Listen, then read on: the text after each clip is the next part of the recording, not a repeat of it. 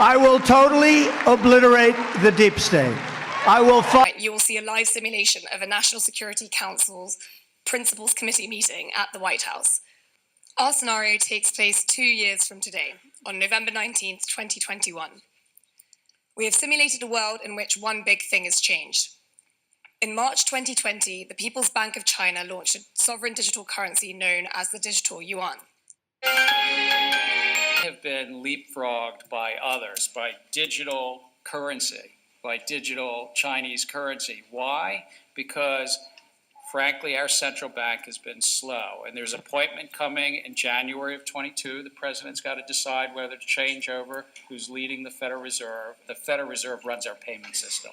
And I think we need to move that Federal Reserve into the modern era. Welcome to the Crypto Teacher. And you know I come back with that video just to make you think. Don't forget to like and subscribe to the channel. And guys, we know we're about 12 to 18 months from the currency war. And guys, we know this was a simulation, but we know it's about to be a reality. Now, we have FedNow payments going live in September. And we know it takes about 2 years for all the banks to get adopted. But we know over the emerging markets, they're moving a whole lot faster than us. We know Xrp and Xlm is going to help with those real-time payments, freeing up all that liquidity. And then we also have ISO starting this year. And we know that takes a couple years for it to be implemented.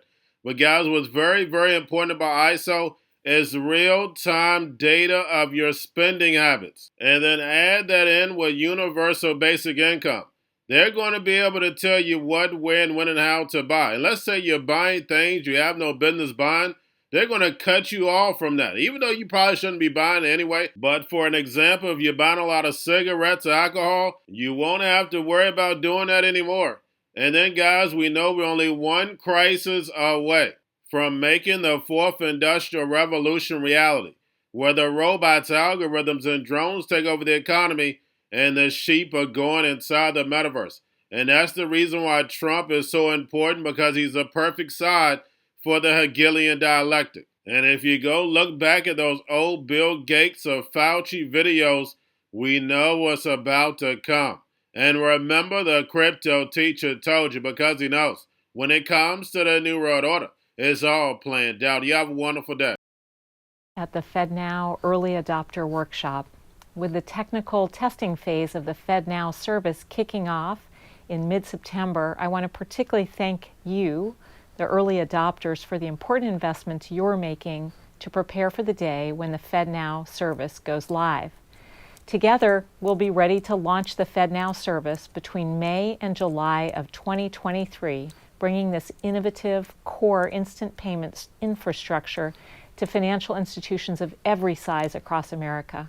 We've been working hard to deliver on time, but ultimately the number of American businesses and households that are able to access instant payments will depend on financial services providers making the necessary investments to upgrade our payments infrastructure.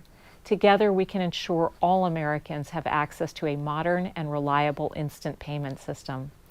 The payment system is a critical part of America's infrastructure that touches everyone. Americans rely on the payment system all day, every day to make purchases, pay bills, and get paid without ever needing to think about the complex infrastructure that's operating under the hood. The FedNow service will transform the way everyday payments are made throughout the economy, bringing substantial gains to households and businesses through the ability to send instant payments at any time on any day, with funds immediately available to recipients to make other payments or manage cash flow. Immediate availability of funds could be especially important for households managing their finances paycheck to paycheck, or small businesses with cash flow constraints. Having the capacity to manage money in real time could help households avoid costly late fees or free up working capital for small businesses to finance growth. During the pandemic, we saw how essential rapid access to funds can be, as so many households started spending their emergency relief payments on the day they were received. Community has decided to move to ISO 2002 for cross-border payments, and will make this a reality. The first step is next year in November. There will now be a coexistence period of 3 years until 2025, when those MT categories 1, 2s, and 9s are set to be decommissioned. The goal of ISO 20022 is to achieve end-to-end rich structured data throughout the entire payment chain. There's wide adoption across many of the market infrastructures, whether they're RTGSs, instant payments, or ACH networks. So how is SWIFT going to support the community in this adoption? So any bank will be able to send a CBPR Plus message to their correspondents, and that will be done on the Fin Plus many-to-many Interact-based network. We'll talk a little bit about that in an upcoming slide. We'll also have inflow translation available for banks to be able to send ISO 20022 messages to any of their correspondents, regardless of their readiness. Banks will be able to send messages via MT, MX, or API. And finally, through transaction management, we'll keep that central data in the center so everyone has access to the full rich data, avoid any loss of data in an event a bank sends an MT message during the coexistence period.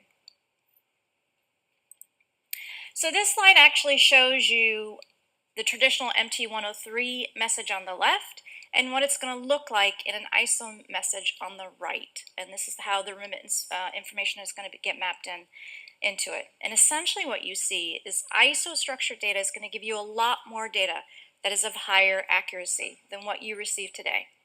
You'll get more remittance details, more party detail data. You will get better data-driven insights on the purpose and context of your payments. Today, banks have little insights into the business purpose of a payment, but with ISO data, you could potentially extract spending habits or patterns, which will help you develop relevant, valuable, and personalized new services for customers.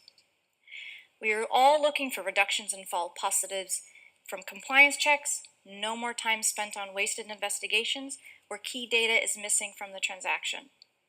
We all want increased efficiency. Incomplete or misleading payments can lead to a payment being marked or flagged as problematic, which results in further manual review and remediation.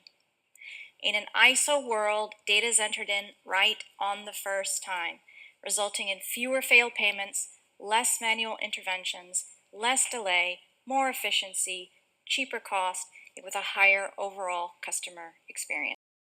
Going to a different economy, and we're going to be learning more about that as we go, but clearly we're learning that things can be done from remote locations. We're learning that technology can replace people even more than we thought.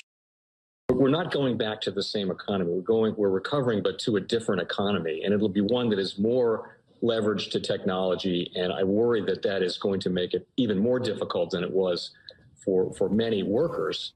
In Silicon Valley, and my friends who work in technology know that what we did to the manufacturing workers, we are now going to do to the retail workers, the call center workers, the fast food workers, the truck drivers, and then even bookkeepers, accountants, insurance agents, lawyers, and on through the economy. So what happened to the manufacturing workers is a very clear sign. And so we'll import Chinese-based CBDC technology. So it's going to be CBDC in a box provided to you by the People's Bank of China.